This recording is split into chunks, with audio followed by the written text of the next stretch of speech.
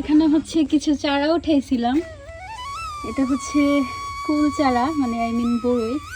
এটা হচ্ছে সেই নরসিংদী থেকে আনা, আমার আন্টির বাসা থেকে। আর এটা হচ্ছে দেওয়া গাছ।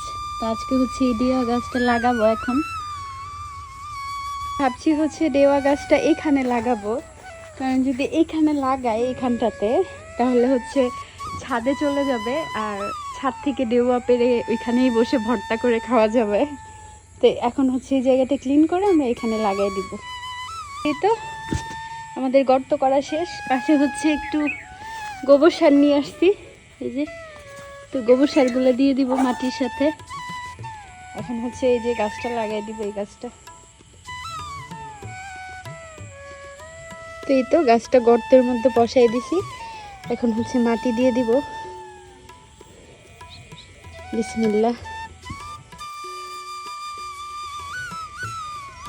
এই গাছটা লাগানো কমপ্লিট।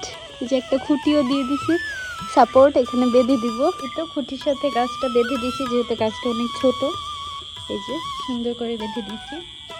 ইনশাল্লাহ গাছটা মরার সম্ভাবনা নাই, আল্লাহ চাইলে বাঁচিয়ে দিবে গাছটা। এই যে এই তো হচ্ছে এই গাছটা বড় হয়ে একদম ছাদে চলে যাবে। এই যে ছাদ থেকে হচ্ছে দেওয়া খাবো।